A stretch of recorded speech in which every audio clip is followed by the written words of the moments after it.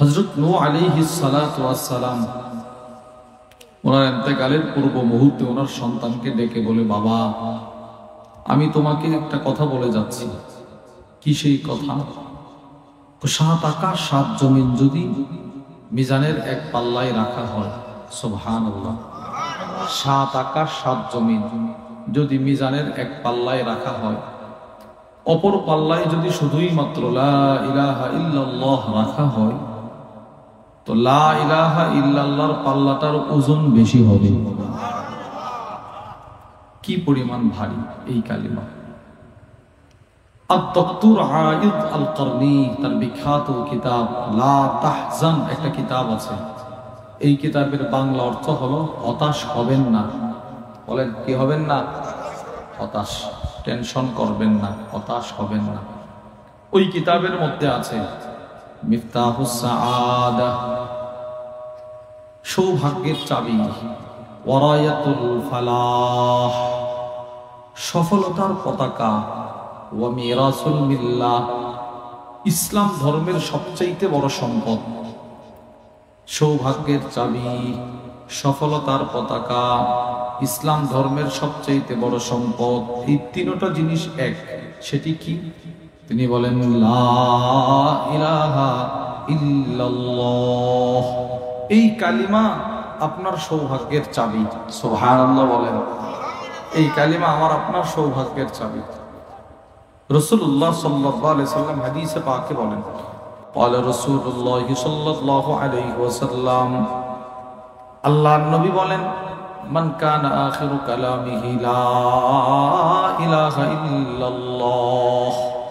আল্লাহর নবী বলেন, আমার যে উম্মতের শেষ বক্তব্য হবে লা ইলাহা ইল্লাল্লাহ, মৃত্যুর আগে যদি এই কালিমা কারো নসিব হয়ে যায়, মৃত্যুর সাথে সাথে সে সোজা আল্লাহর জান্নাতে চলে যাবে।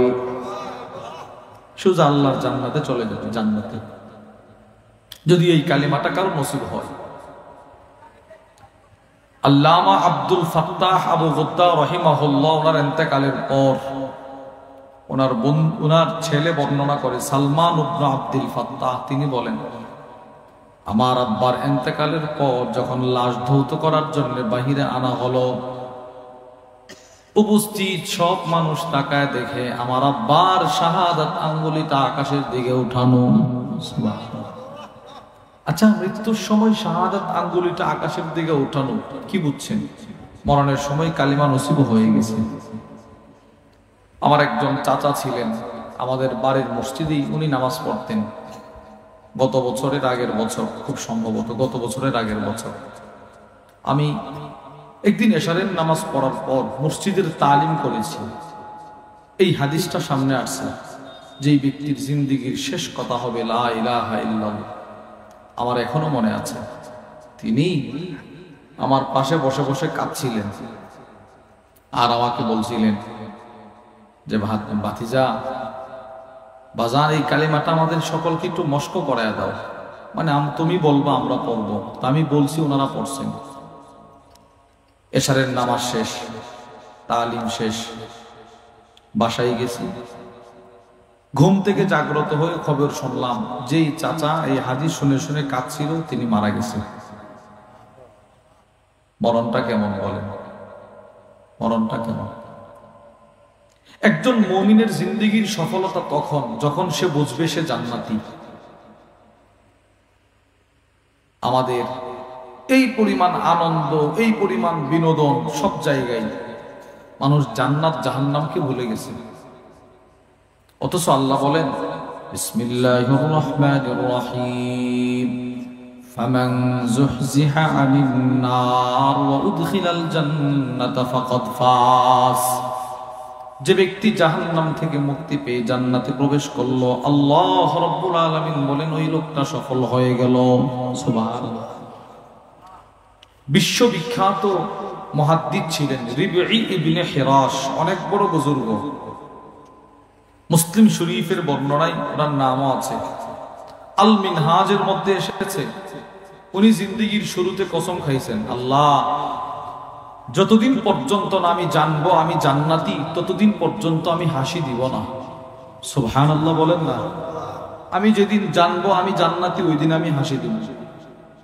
ওনার বহু ছাত্র, জীবনে কোনো ছাত্র ওনাকে দেখে নাই ক্লাসে হাসি দিতে, ওনার স্ত্রী ওনাকে দেখে নাই ঘরে হাসি দিতে, কখনো এলাকার মানুষ ওনাকে হাসতে দেখে নাই। কিন্তু ওনার যেদিন ইন্তেকাল হয়ে গেল, ইমাম নববী রাহিমাহুল্লাহ বলেন, ওনার ইন্তেকালের পর ওনার সাথী সঙ্গীরা ওনার জানাজা পড়তে আসলো।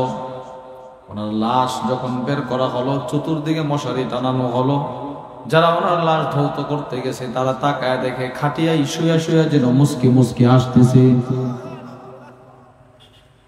লা ইলাহা ইল্লাল্লাহ, এই কালিমা আল্লাহর রাসূল হাদিসে পাকে বলেন, তিরমিজি শরীফের বর্ণনা, ওয়া আন আব্দুল্লাহ ইবনে উমর রাদিয়াল্লাহু তাআলা আনহুমা ক্বাল, হযরত আব্দুল্লাহ ইবনে উমর থেকে বর্ণিত, তিনি বলেন, قال رسول الله صلى الله عليه وسلم, আল্লাহর নবী বলেন, মা আলাল আরদি আহাদুন ইয়াকুল, জমিনের উপরে কেউ যদি একবার পড়ে একবার সুবহানাল্লাহ, আলহামদুলিল্লাহ, লা ইলাহা ইল্লাল্লাহ, আল্লাহু আকবার, পড়েন না সুবহানাল্লাহ, সকলে পড়েন, সবাই বলেন সুবহানাল্লাহ, আলহামদুলিল্লাহ, লা ইলাহা ইল্লাল্লাহ।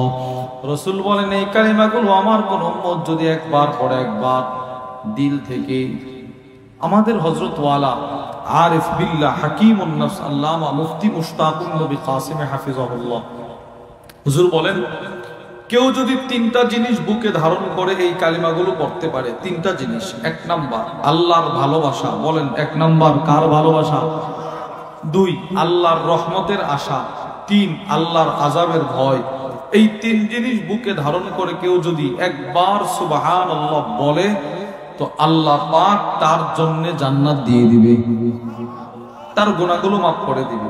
নবীজি বলে, মা আলাল আরদি আহাদুন ইয়াকুল, জমিনের উপরে কোন ইমানদার যদি একবার পড়ে সুবহানাল্লাহ, আলহামদুলিল্লাহ, লা ইলাহা ইল্লাল্লাহ, আল্লাহু আকবার, এই কালিমা রাসূল বলেন, আমার কোন উম্মত যদি একবার দিল থেকে পড়তে পারে, তার গুনাহ যদি সমুদ্রের ফেনা পরিমাণও হয়, আল্লাহ ওই গুনাহগুলো মাফ করে দিবেন। শর্ত হলো তাকে ঈমানদার হতে হবে। একটা কিতাব আছে সামিরুল মুমিনিন, ওই কিতাবের মধ্যে এসেছে, বান্দা সুবহানাল্লাহ যে বলে, এই সুবহানাল্লাহর বরকতে, আপনার সুবহানাল্লাহর বরকতে আজকেও আল্লাহ পাক জমিনের নিচে যত মাখলুকাত আছে, সমুদ্র আর সাগরে যত মাখলুকাত আছে, প্রত্যেকটা মাখলুকাতের রিজিকের ব্যবস্থা আজকেও আল্লাহ করেছেন, শুধু আপনার সুবহানাল্লাহর বরকতে, আপনার শুধু আপনার। তাহলে আল্লাহ পাক আমাদেরকে দুনিয়ায় পাঠায়া সর্বপ্রথম যে নিয়ামত দিলেন ঈমান, বলেন কি দিছে? আমাদের এই কওমি মাদ্রাসা কেন? আপনার সন্তানকে পরিপূর্ণ ঈমানদার বানানোর মেহনত, আমাদের এই কওমি মাদ্রাসা আপনার ছেলেকে পরিপূর্ণ ঈমানদার বানানোর মেহনত, আপনাকে পরিপূর্ণ দ্বীন দেওয়ার মেহনত। এখন তো মাদ্রাসা বানায় বানায় আপনাদেরকে ডাকি আমরা, সাহাবা ইকরাম শুধু শুনছেন নবীজি আসছে। বহু সাহাবী এমন ছিল যাদের কাছে রাসূলের পক্ষ থেকে দাওয়াত, নবীজি সরাসরি এখনো যায় নাই, কিন্তু সাহাবী শুনছে, মানে ওই লোক শুনছে নবী একজন আসছে, রাসূলকে না দেখাই কালেমা পড়ে মুসলমান হয়ে গেছে। মুসলিম শরীফের বর্ণনা, হযরত আবু যর গিফারি রাদিয়াল্লাহু তাআলা আনহু বলেন, সাল্লাইতু ক্বাবলা আন আলকা রাসূলুল্লাহি সাল্লাল্লাহু আলাইহি ওয়াসাল্লাম, আল্লাহর কসম আমি শুধু শুনছি আল্লাহর নবী মক্কায় আসছেন, এখনো নবীকে আমি দেখি নাই। নবীজির সাথে সাক্ষাৎ করার 3 বছর আগ থেকে আমি নামাজ পড়া শুরু করছি। নবীজির সাথে সাক্ষাৎ করার 3 বছর আগের থেকে নামাজ পড়ে নবীজির সাহাবী। একটা সময় ছিল সাহাবা ইকরাম নিজের থেকে খুঁজে খুঁজে ঈমান গ্রহণ করছে, নিজের থেকে খুঁজে খুঁজে ঈমানের উপর মেহনত করছে। পৃথিবীতে কিয়ামত পর্যন্ত কিছু গার্জিয়ান থাকবে, মা বাপ সন্তানকে ভালো হতে দিবে না, কিছু থাকবে, আগের জমানাতেও ছিল। আমাকে দাওয়াত দেওয়ার জন্য আমাদের ব্রাহ্মণবাড়িয়া আমাকে এবং শায়েখ দামাত বারাকাতুহুকে কিভাবে দাওয়াত করা যায় এই পরামর্শের জন্য একজন আলেম ব্রাহ্মণবাড়িয়ার তিনি আসছেন আমাদের মাদ্রাসায় 2 মাস আগে। তো আসার পর বলতেছে উনি আবার মার্কাজের খুব সময় দেয়, তবলিগের খুব সময় দেয়। তো তিনি আমারে বলতেছেন যে নেত্রকোনা থেকে একটা জামাত আসছে আমাদের ব্রাহ্মণবাড়িয়া, ছাত্র জামাত। তো উনি বলেন আমি গেলাম জামাতের সাথে একটু সময় দেওয়ার জন্য। যাওয়ার পর জামাতের আমির সাহেব আমাকে বলতেছে হুজুর এই একটা ছেলে, মানে একটা ছেলেরে দেখায় বলতেছে এই ছেলেটাকে তবলিগে আনতে যেই পরিমাণ কষ্ট হয়েছে আমাদের, কেন? তার আম্মা আব্বা একেবারে নাচড় বান্দা, সে তাদেরকে তবলিগে বেরোতে দিবে না, তারা একে তবলিগে বের হতে দিবেই না।